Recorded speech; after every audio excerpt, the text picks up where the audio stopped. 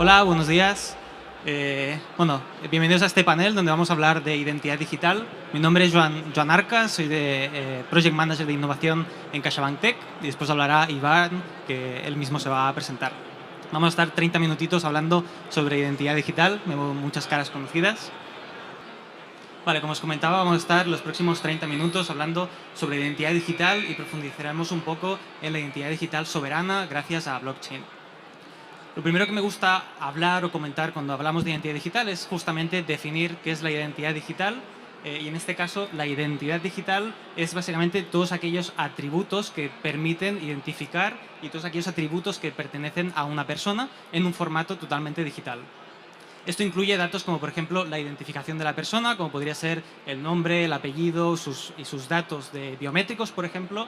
También los datos adquiridos, es decir, los datos que otras empresas han dado a esta persona, como por ejemplo el correo electrónico, el teléfono o el DNI.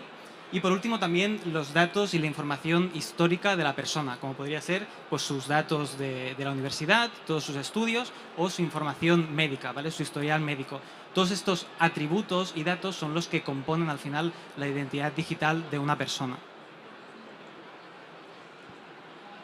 Venimos y existen diferentes modelos de identidad actualmente. Venimos de lo que llamamos la identidad centralizada o la identidad en silo, que es aquello donde cada empresa tiene replicada la información de su usuario, es decir, tiene sus bases de datos con su información replicada. Esto es lo habitual cuando un usuario, por ejemplo, tiene que hacer onboarding en una entidad, tiene que entregar todos sus datos, rellenar muchos formularios y esa información se tiene que replicar y se tiene que validar cada vez. Pasamos unos años después, algo que habitualmente a día de hoy se utiliza mucho, que es la identidad federada, ¿vale? Son todos aquellos logins con Google, login con Facebook, login con LinkedIn, los N1000 logins que existen actualmente, que lo que nos permiten es una mejor experiencia de usuario, sobre todo en cuanto a podemos loguearnos y hacer onboarding con un solo clic en muchos servicios, pero a cambio estamos perdiendo privacidad, dado que estamos cediendo el control de esos datos a estas terceras entidades y además dependemos de estas terceras entidades para tener acceso. Es decir, si yo hago acceso y hago login con Facebook a un producto o a un servicio, si Facebook, por lo que sea, me deja de dar servicio, yo pierdo también el acceso no solo a Facebook, sino a estas terceras entidades. Y además, por supuesto, Facebook, Google y todas estas entidades están traqueando continuamente nuestra actividad y están teniendo toda nuestra información. Y sí que, por otro lado, el punto beneficioso es que aporta una mejor experiencia de usuario para las personas. Y desde hace relativamente poco se empezó, bueno, es un concepto que ya tiene años, pero con la evolución de la tecnología blockchain ha cogido fuerza. Hablamos de lo que es la identidad digital soberana, que al final tiene lo mejor de la identidad centralizada, lo mejor de la federada, pero en un concepto donde devolvemos el poder del dato y el control del dato de nuevo al usuario. Ahora entraremos un poquito más en detalle en lo que es la identidad digital soberana, pero tenemos que tener en cuenta que hay 5 factores o 5 figuras muy importantes en lo que es el SSI, ¿no? Es el Sovereign Identity. Primero de todo, el cliente es lo más importante, es el centro de nuestra identidad y lo que nos vamos a centrar y basar.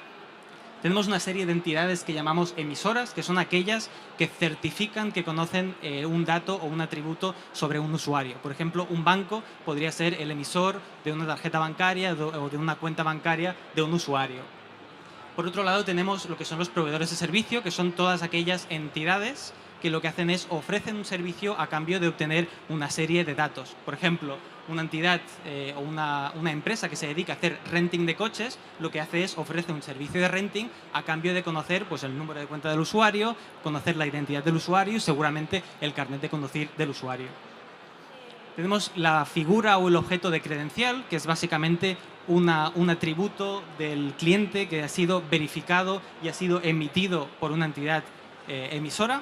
Y por último tenemos la figura de custodio, que principalmente un custodio es donde el usuario va a almacenar esas credenciales, ¿vale? Puede ser o bien una aplicación de móvil, lo que llamamos un wallet de identidad, o puede ser, por ejemplo, una entidad, pues un servicio de estilo cloud. Y bien, ¿cómo juntamos todas estas figuras para componer el modelo de identidad digital soberana? Pues es algo mucho más parecido a como tenemos a día de hoy nuestras carteras físicas, ¿vale? Nuestras carteras a día de hoy lo que tienen son una serie de carnets y de tarjetas que nos han emitido una serie de entidades. Por ejemplo, mi DNI emitido por la Policía Nacional, mis tarjetas bancarias emitidas por mis bancos, mi tarjeta de la biblioteca emitida por la biblioteca, etcétera, etcétera. ¿Vale? Todas estas tarjetas podemos utilizarlas de manera indistinta y podemos entregarlas y la entidad que las reciba se las va a creer porque están emitidas directamente por el emisor original de la credencial. ¿Vale? Pues tenemos que trasladar ese mismo concepto pero al mundo digital, donde lo que tenemos es una aplicación, un wallet digital de identidad donde almacenamos una serie de credenciales digitales que han sido emitidas directamente del emisor original. Este sería el esquema, cómo queda el esquema conjunto de la identidad digital soberana. Como veis en el centro tenemos el usuario, ¿vale? Que tiene un wallet y tiene una serie de datos almacenados directamente el usuario.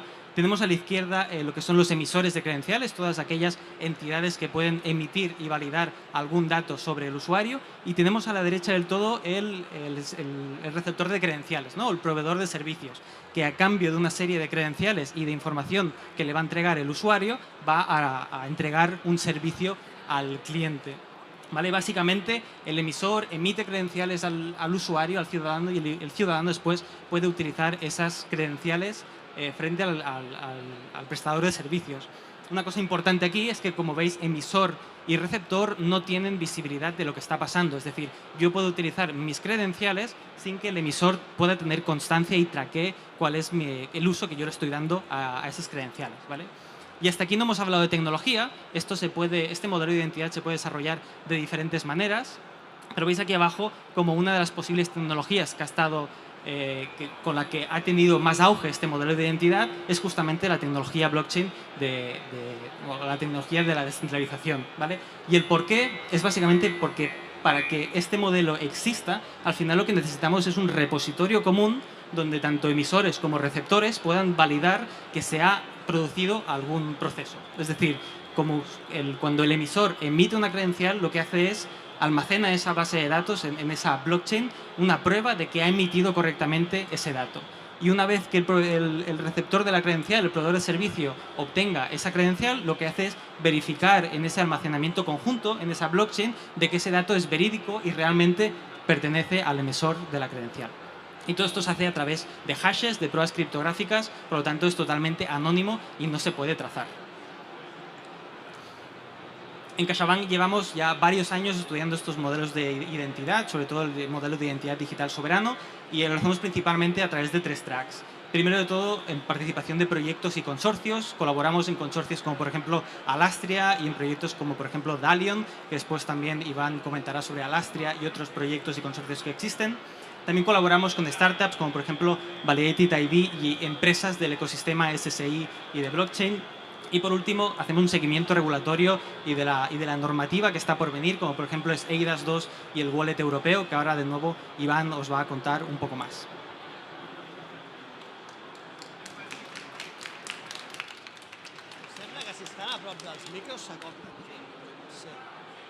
¿Hola? ¿Se oye? Sí, parece que se oye mucho, ¿eh? Vale, vale. A ver si va esto. Perfecto. Pues bueno, yo después de la exposición de Joan, simplemente por completar un poco, quería explicar un poco el camino que ha seguido esto de las identidades soberanas para ser un proyecto desarrollado por Flickis de blockchain a ser el modelo de identidad de la Comisión Europea, que ha sido algo curioso e inesperado para los que hemos estado en el proceso. Bueno, yo me presento, mi nombre es Iván, como ha presentado Joan, llevo 20 años en el mundo de la identidad digital y soy cofundador y CTO ahora de Validated ID, y en Validated ID hemos estado muy involucrados en este proceso de las identidades soberanas y es un poco el camino que quería explicaros ahora.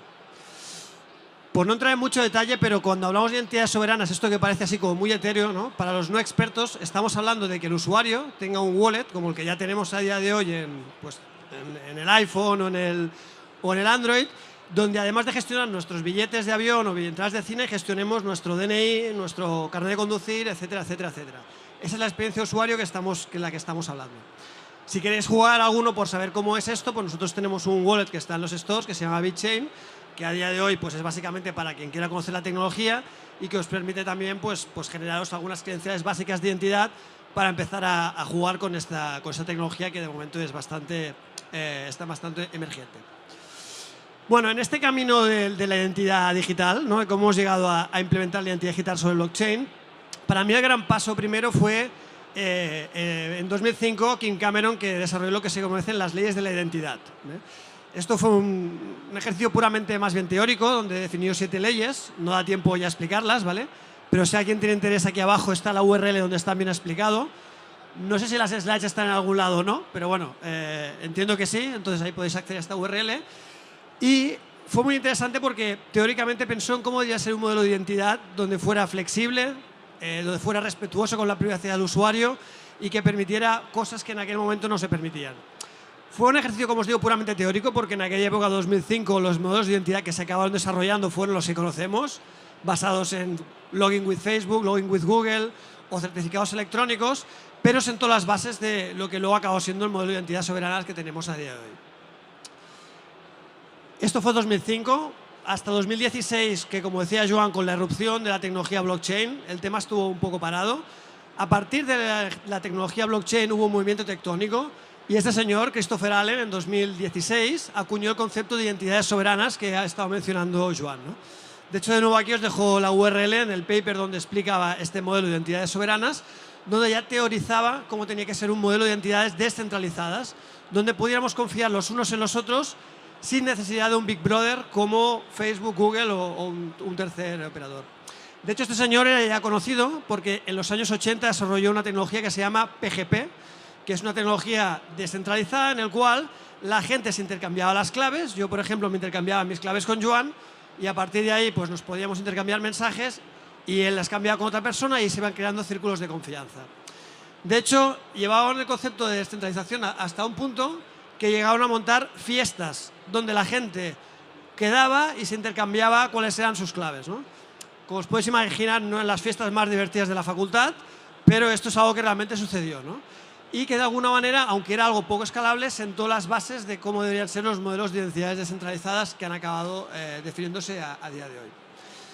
A partir de ahí, este señor Christopher Allen empezó a montar eventos que se llamaban Rebooting Web of Trust, donde lo que buscaba era dar vida otra vez a ese concepto de gente cambiándose las claves los unos a los otros. Estos eventos, principalmente y originalmente, había gente que venía del mundo blockchain. De hecho, este señor de aquí, este chico de aquí, no sé si lo conocéis, es Vitalik Buterin, que es el creador de Ethereum. Antes de ser multimillonario, pues se dedicaba a hacer cosas y participaba en estos eventos y ayudó a definir estos modelos de identidad descentralizada. Desde el Rebooting Web of Trust y juntamente con otros eventos que habían en esa época, el Identity Internet Workshop, por ejemplo, se acabó fundando una fundación que es el Decentralized Identity Foundation. Esto fue en el 2017. Nosotros fuimos uno de los founding members, que fue el primer gran think tank del mundo de la identidad descentralizada. Aquí es donde se han definido la mayoría de protocolos, la mayoría de estándares que hay en el sector y ha sido y sigue siendo un think tank muy relevante en el sector. Un poco más tarde en Europa se generó INATBA, que INATBA es una asociación donde se debaten temas de blockchain en general, pero tiene un working group de temas de identidad digital en particular. De hecho, uno de los trabajos que ha hecho es hacer un white paper explicando un poco todo este nuevo paradigma. De nuevo, aquí en la URL se puede acceder al white paper, nosotros participamos ahí y aunque ya tiene unos añitos, sigue siendo interesante para ver cuáles son un poco las iniciativas y los proyectos que hay en el sector de la identidad descentralizada. Aparte de esto, pues en el mundo va habiendo iniciativas, ¿no? Relativamente importantes. Hay muchas, no se pueden explicar todas, pero desde luego importante reseñar Sobrin. Sobrin fue la primera gran red de identidad descentralizada que hubo a nivel internacional. Fue, bueno, hace años ya que está en marcha, de hecho nosotros fundamos o creamos en Byte ID el primer nodo de Sobrin en España. Sí que es cierto que esta red a día de hoy pues está un poco en desuso, está definiendo, repensando qué tiene que ser el futuro, pero ha definido en gran parte cómo tiene que ser el modelo de identidad digital que acaba adoptando la Unión Europea. Aquí en España hemos tenido la iniciativa de Alastria, que comentaba también Joan. Ha sido una iniciativa donde se ha definido una red permisionada de blockchain, no solo para temas de identidad, pero la identidad digital ha sido uno de los puntos importantes de esta red. Y fue una iniciativa importante porque fue de las primeras iniciativas que le puso foco no solo a la tecnología, sino también a la parte legal. ¿Y dónde estaba la Comisión Europea todo esto, ¿no? Es decir, al final todo esto son iniciativas del mundo outsider de los frikis, de gente que montaba iniciativas. La verdad es que la Comisión Europea estuvo lejos de todas estas iniciativas hasta hace relativamente poco. Se lo miraba de lejos, se lo miraba con recelo, porque había un modelo de identidad basado en certificados alejado de lo que se estaba definiendo, pero allá en el 2019 hizo un proyecto que se llamó eIDAS Bridge, donde buscaba precisamente ver cómo se podía utilizar esta nueva tecnología emergente con el marco regulatorio actual de Europa, que se llama eIDAS, que es la regulación de identidad digital que tenemos en Europa. El proyecto eIDAS Bridge lo que buscaba era eso, ver cómo podemos utilizar esa tecnología en el modelo actual de identidad. Es un proyecto en el que participamos. Digamos que la Comisión Europea nos pidió ayuda en ese sentido porque éramos de los pocos que teníamos un pie en cada mundo, que veníamos del mundo de la identidad digital tradicional, pero que estábamos apostando por la identidad digital basada en blockchain. Y de nuevo aquí en la URL que os dejo abajo están los resultados de este proyecto, donde están tanto los deliberables técnicos en los que participamos, como también los deliberables legales que acabaron sirviendo de base para lo que ha sido la nueva regulación de identidad digital que se está imponiendo en Europa, que es el eIDAS 2. Y luego está el gran proyecto de la Comisión Europea de Identidad Digital, que es el proyecto EPSI, que al final consiste en una red blockchain permisionada, gestionada por los Estados miembros, que da pie a diversos servicios, entre ellos el de identidad digital. Esto es un proyecto que empezó también ya hace años. Nosotros estuvimos unos años participando en el equipo de desarrollo de la propia red y también poniendo en marcha algunos casos de uso. La red no está aún en producción, se espera que esté en producción durante este año, pero se ha estado trabajando tanto en tecnología como en definir protocolos, estándares, etcétera, etcétera. Si queréis ver un ejemplo de un caso de uso, nosotros estuvimos en el programa de Early Adopters, donde ayudamos en este caso al consorcio AOC a desplegar un caso de uso sobre la red EPSI de cómo intercambiar credenciales entre estudiantes de distintos países. De nuevo, aquí en esta URL está, en este caso, el vídeo donde muestra el caso de uso. Hay muchas cosas, en 15 minutos no da tiempo a explicarlas todas, yo dejo los enlaces y luego que tenga interés puede profundizar. Y llegamos al que ha sido el gran tema de la identidad digital que ha revolucionado un poco todo el sector, que es el eIDAS 2.0, que es la revisión del Reglamento Europeo de Identidad Digital y que ha apostado por el uso de wallets como herramienta de identidad de los ciudadanos europeos. La verdad es que cuando hace 4 años empezamos en esto, un sector friki, que veníamos del mundo blockchain, era muy difícil pensar que la Comisión Europea iba a adoptar este modelo como modelo de identidad para ciudadanos europeos. ¿Y en qué punto está? Pues está en fase de aprobación. De hecho, recientemente, este mes, pues la Comisión de Industria ha aprobado el reglamento eIDAS 2, aún no es la versión definitiva, pero está siguiendo su proceso. Pero aparte de todo el tema regulatorio, la Comisión Europea está impulsando una serie de iniciativas alrededor de la identidad digital. Una de ellas es el Toolbox. No voy a explicar las cajitas, pero simplemente explicaros que el Toolbox es un mandato que la Comisión Europea le dio a los Estados miembros, en el cual un grupo de expertos han estado definiendo un conjunto de estándares y protocolos a utilizar para wallets y tecnologías basadas no solo en blockchain, pero en identidades descentralizadas. Esta es una foto, un diagrama de la última versión del Toolbox, que a su vez está, digamos, impulsando la implementación de un Reference Implementation, le llaman, un wallet de referencia que sirva para utilizarse en proyectos de este tipo. Y el otro gran tema es los Large Scale Pilots, esperad que esto no sabía que iba punto a punto, que básicamente son proyectos financiados por la Comisión Europea que lo que buscan es impulsar usos de este wallet en proyectos concretos. De hecho, son consorcios muy grandes, está en rojo los que nosotros participamos, son consorcios donde en algunos casos hay hasta 50 o 100 miembros en el consorcio, entre ellos pues hay gobiernos pero también empresas privadas, empiezan más o menos en mayo. Como os digo, hay muchas entidades en los consorcios, va a ser un reto pues poner de acuerdo a tanta gente, pero digamos van a ser los primeros proyectos que van a utilizar wallets para casos de uso reales con ciudadanos.